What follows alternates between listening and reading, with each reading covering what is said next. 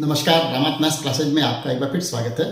पिछले वीडियो में हमने कक्षा 10 के अध्याय 1 वास्तविक संख्याओं के विस्तार से हमने चर्चा की थी, जिसमें हमने प्रश्नावली 1.1 और 1.2 के सभी प्रश्नों को हल किया था बहुत ही सरल तरीके से। तो जो साथी पहली बार इस चैनल के साथ जुड़े हैं या इस वीडियो को पहली बार देख रहे हैं, तो सबसे पहले तो उनसे मैं आग्रह करूंगा कि आप चैनल को एक बार सब्सक्राइब कर दीजिए। साथ ही जो बेल आइकन है आप उसको भी प्रेस कर दीजिए, ताकि आपके बोर्ड से संबंधित जो कंटिन्यू जो वीडियो बन रहे हैं मैथ्स के, उससे आप कहीं भी वंचित नहीं होंगे और उसका जो नोटिफिकेशन होगा जब भी वीडियो अपलोड होगा तो उसका संदेश आपको सबसे पहले मिलेगा। तो आपको समय पर उसकी सूचनाएं मिलती रहेगी, तो आप बेल आइकन दबाना ना भूलें। साथ ही अगर आपको वीडियो अच्छा लगे तो आप लाइक ज़रूर करें और अपने साथियों के साथ शेयर भी करें, ताकि उनको भी जो भी बोर्ड की तैयारी कर रहे हैं उनको भी इसका बेनिफिट मिल सकता है। तो हमने जो पिछले जो वीडियो थे उसमें हमने ये चर्चा की थी, प्रश्नावली 1.1 के अंतर्गत हमने लघुत्तम समापवर्त्य और महत्तम समापवर्त्य पर आधारित हमने बहुत ही जो सरल तरीके से सारे प्रश्नों को हमने हल किया था।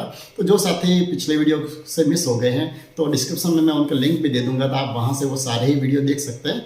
तो 1.2 में जो हमने चर्चा की थी वो ये की थी कि अपरिमेय संख्याएं जो हैं उनको हम किस तरह से उनकी हम पुनर्गणना कर सकते हैं।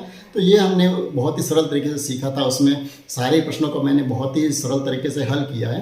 तो आपको उन वीडियो को एक बार ज़रूर देखें, ताकि आपकी जो तैयारी है उसमें आपके और भी 4 चांद लग जाएंगे। और आज का जो वीडियो है उसमें हम चर्चा करेंगे अध्याय 2 बहुपद के बारे में। तो हम बिना समय गवाए आज का वीडियो शुरू करते हैं। बहुपद।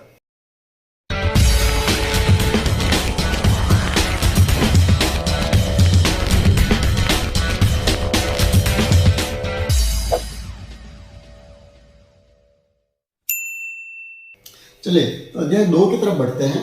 दूसरा जो अध्याय है वो है बहुपद।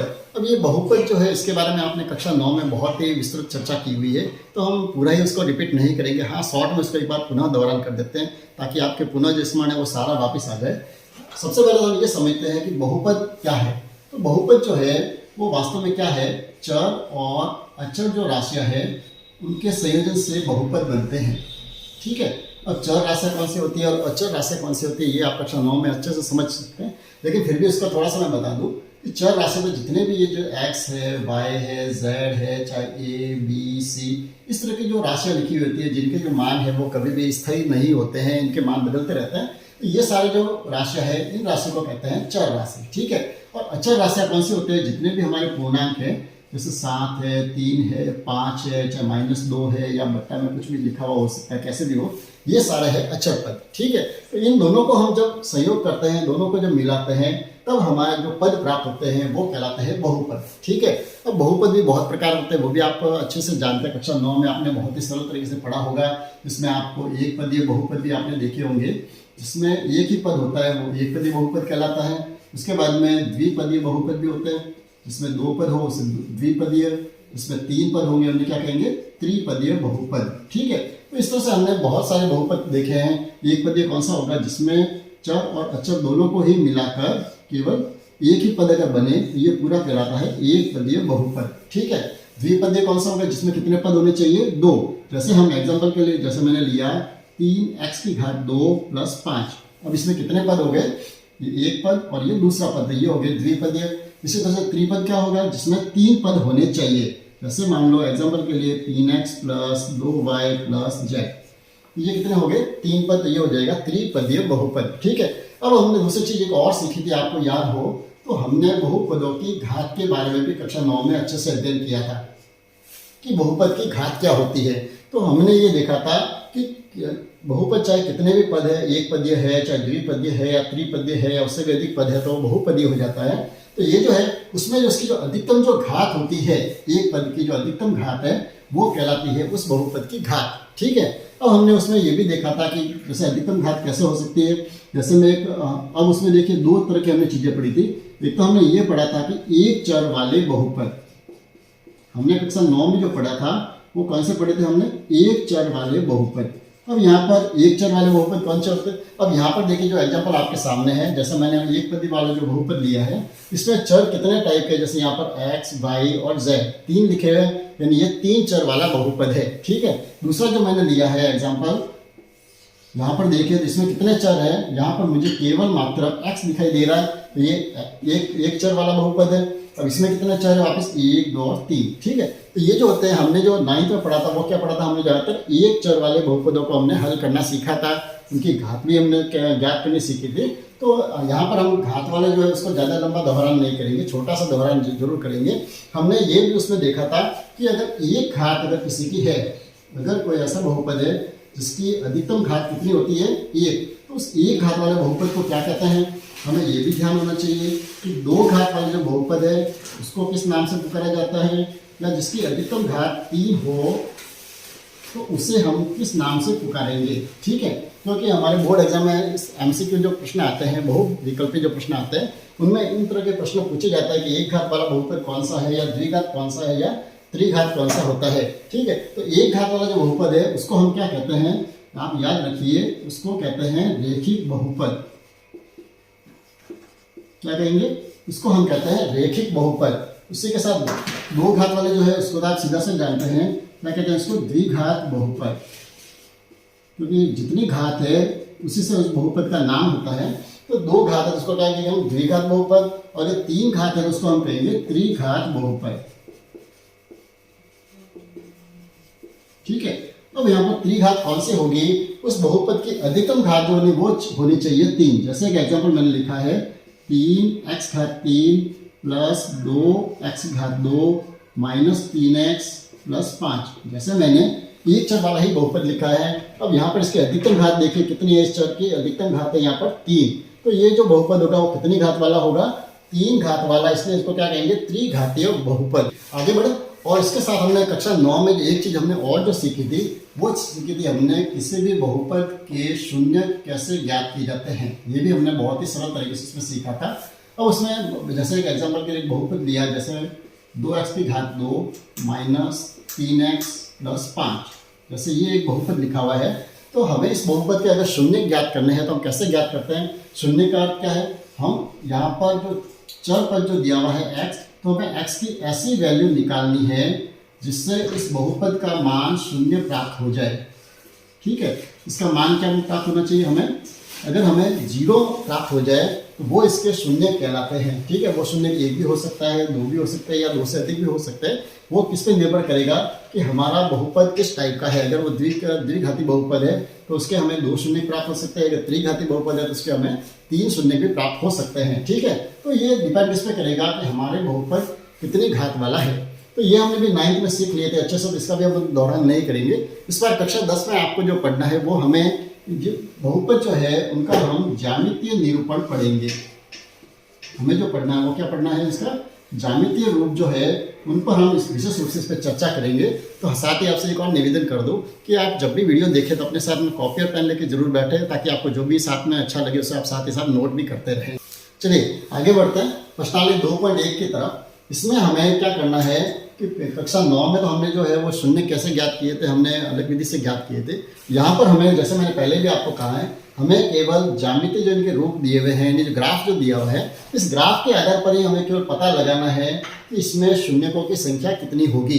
ठीक है, अब यहाँ पर आपको ये ध्यान रखना आवश्यक होगा कि हमें शून्य जो है, शून्यकों की संख्या कौन से अक्ष के सापेक्ष बतानी है, ये आपको ध्यान रखना बहुत ही जरूरी है। ठीक है, हम प्रश्न को इससे समझते हैं कि प्रश्न की भाषा क्या कह रही है। पहला जो प्रश्न दिया हुआ है उसमें ये लिखा हुआ है, किसी बहुपद Px के लिए, बहुपद कौन सा दिया हुआ है, कोई x चर के है उसके रूप में एक बहुपद दिया हुआ है, उसका आंसर नहीं दिया हुआ, उसकी हमें जरूरत भी नहीं है। यहाँ पर हमें केवल ये लिखा हुआ है कि y बराबर Px, यानी ये कोई बहुपद दिया हुआ है y के रूप में। इसका ग्राफ जो है नीचे दिए हुए हैं, सारे जो ग्राफ दिए हुए हैं प्रश्न में 1 2 3 4 5 और 6 जो ग्राफ दिए हुए हैं, वो 6 जो है पूरे इस एक बहुपद के दिए हुए हैं। और हमें यहाँ पर क्या करना है, प्रत्येक स्थिति में Px के शून्यकों की संख्या ज्ञात करनी है। अब यहाँ पर इस प्रश्न में आपको ये ध्यान रखना है कि हमें शून्यकों की संख्या किसके सापेक्ष ज्ञात करनी है, वो ध्यान रखना है। यहाँ पर हमें इसने किसके सापेक्ष पूछे, हमें x के सापेक्ष, यानी x में जो चर है उसके सापेक्ष हमें पूछे। यानी हमें x अक्ष जो है कौन सा है, x अक्ष कौन सा है, ये जो अक्ष है यहाँ पर लिखा हुआ है x अक्ष, और ये कौन सा है y अक्ष। आपको याद हो कक्षा 9 में आपने पढ़ा होगा कि ये जो अक्ष है x अक्ष, इसको क्या कहते हैं भुज, और y अक्ष जो है इसको क्या कहते हैं कोटि। और ये जो जहाँ पर दोनों ही अक्ष एक दूसरे को प्रतिशत करते हैं, वो जो बिंदु है उसे क्या कहते हैं मूल बिंदु। ठीक है, तो यहाँ पर हमें क्या करना है, x अक्ष जो दिया हुआ है, जो भुज है, उस पर हमें ये चेक करना है कि ये जो ग्राफ की जो रेखा दी हुई है, अलग अलग, जैसे यहाँ पर ये रेखा दी हुई है, यहाँ पर ये दिया हुआ है, यानी ये जो सारे जो ग्राफ है, ये ग्राफ इस अक्ष को कितनी बार प्रतिच्छेद करता है, कितनी बार काटता है, वो इसके शून्य कहलाएंगे। ठीक है, अब हमें पहले जो ग्राफ दिया हुआ है उसको अपन समझते हैं। पहले ग्राफ में हमें जो रेखा जो दी हुई है वो इस अक्ष को, कौन से अक्ष को काट रही है, यहाँ पर ये y अक्ष को। अगर हमें पी एक्स की जगह अगर पी वाई पूछा होता कि पी वाई के कितने शून्य के, तो हम इसमें लिखते 1, क्योंकि ये y अक्ष को कितनी जगह प्रतिशत कर रहा है, केवल एक बार प्रतिशत कर रहा है।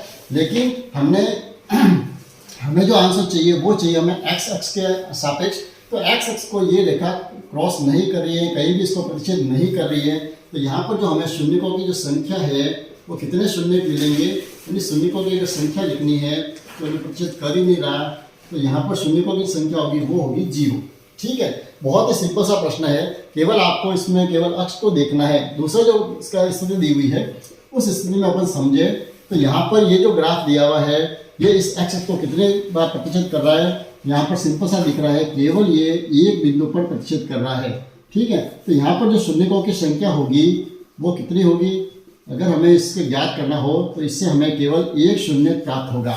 ठीक है, इसी तरह से तीसरी स्थिति में देखें तो यहाँ पर ये जो ग्राफ की जो रेखा है वो इस एक्स अक्ष को कितनी जगह प्रतिशत कर रही है, यहाँ पर 1, 2 और 3 बिंदुओं पर ये इस ग्राफ जो एक्स अक्ष को प्रतिशत कर रहा है। तो यहाँ पर जो शून्यकों की संख्या मिलेगी वो हमें कितनी मिलेगी, 1, 2 और 3, यानी यहाँ से हमें शून्यकों की संख्या 3 प्राप्त हुई। बहुत ही छोटा प्रश्न है। चौथा जो स्थिति दी हुई है उसमें हम देखें तो यहाँ पर हमें सिंपल से 1 और 2, ये जो ग्राफ है वो इस अक्ष को कितनी बार प्रतिशत कर रहा है, 2 बार। तो शून्यकों की संख्या हो जाएगी, वो कितनी हो जाएगी, 2। और पांचवी जो स्थिति है उसमें हम देखें तो ये जो ग्राफ है ये देखिए, एक यहाँ पर प्रतिशत कर रहा है, यहाँ पर भी कर रहा है, यहाँ पर भी कर रहा है और यहाँ पर भी। 4 बिंदुओं पर ये एक्स अक्ष को प्रतिशत कर रहा है। इसका अर्थ यहाँ पर शून्यकों की संख्या हमें प्राप्त होगी, कितनी होगी, 1, 2, 3 और 4। और अंतिम जो स्थिति दी हुई है उसमें हम देखें तो हमें जो दिख रहा है, यहाँ पर पहला जो बिंदु है एक तो यहाँ पर प्रतिशत कर रहा है, दूसरा जो बिंदु है यहाँ पर आप गौर से देखिए ये पूरा एक ही बिंदु है, यहाँ पर आप इसको कहीं भी 2 बिंदु काउंट नहीं करना है। तो ये दूसरा बिंदु ये हो जाएगा और ये जो यहाँ पर टच कर रहा है तो ये तीसरा बिंदु हो जाएगा। यानी कुल मिलाकर यहाँ पर हमें शून्यकों की जो संख्या मिली है वो कितनी मिली है, 3। तो बहुत ही सिंपल प्रश्न है, इसको आप बहुत ही आसानी से कर सकते हैं। तो बोर्ड के अंदर अगर ऐसा प्रश्न आता है, हो सकता है वहाँ पर पी एक्स की जगह अगर हमें पी वाई लिखा हुआ मिले, ठीक है, तो वहाँ पर हमें ये देखना है इस एक्स अक्ष की जगह हमें वाई अक्ष पर ये देखना पड़ेगा कितनी जगह वो प्रतिशत करता है। तो आशा करूंगा आज के वीडियो में मैंने बहुत ही सरल तरीके से आपको शून्यकों का जो ज्यामितीय निरूपण है उसको हमने ज्ञात करना सीखा है। फिर भी अगर आपको इसमें कहीं भी दिक्कत आई है या कुछ भी ऐसी जो चीज़ हल्की सी जो आपको समझ में नहीं आई है, आप कहीं भी शून्यकों के बारे में अगर अच्छे से स्पष्ट आपको नहीं हो पाया है तो आप कमेंट्स में ज़रूर लिखिए, ताकि नेक्स्ट जो वीडियो बनेगा उसमें अपन इसको बहुत ही सरलता से और समझाने की मैं पूरी कोशिश करूँगा। वैसे ये वीडियो बहुत ही छोटा सा था तो मैं इसको अनावश्यक बड़ा करने की भी कोई कोशिश नहीं करूँगा, क्योंकि आपके लिए मुझे पता है समय की बहुत कीमत है। और प्रश्नावली 2.2 जो है उसमें हम बहुत ही विस्तृत रूप से शून्यकों को कैसे ज्ञात करते हैं वो हम बहुत ही अच्छे से सीखेंगे। तो आप अगले वीडियो को कहीं भी मिस ना करें। और अगर आप इस चैनल के साथ नहीं जुड़े तो एक बार और निवेदन कर दूँ आपको कि आप चैनल को एक बार सब्सक्राइब कर दीजिए, साथ ही जो बेल आइकन है उसको भी आप प्रेस कीजिए, ताकि जो भी वीडियो बनेंगे उसका नोटिफिकेशन आपको समय पर मिलेगा और आप वीडियो से वंचित नहीं होंगे। और हाँ, एक बात और कहूँ आपको, अगर वीडियो अच्छा लगा हो तो आप लाइक ज़रूर करें, अपने साथियों शेयर भी करें, ताकि उनको भी बेनिफिट मिलेगा। तो मिलते हैं अगले वीडियो में प्रश्नावली 2.2 को लेकर। धन्यवाद।